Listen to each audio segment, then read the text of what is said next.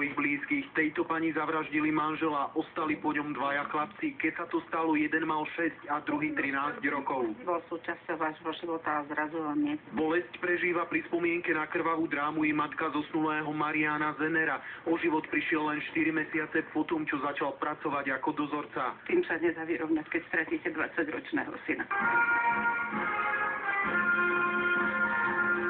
Všetko sa mi premiestilo pred očami, keď začala hrať hudba. A tu sa už pozeráte na najbrutálnejší útek z väznice v dejinách bývalého Československa. Stalo sa to 23.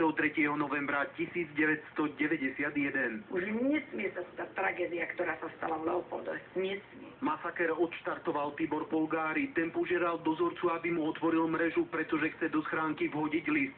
Keď to urobil, napadol ho. Všetci tí odsúdení, ktorí mali plány ujsť, tak ho demonstratívne na kúpeľni dopichali. Dvaja väzni sa prezlíkli do uniforiem, ukradli samopaly a ozbrojení utekali k bráne, kde zabili ďalších 4 dozorcov.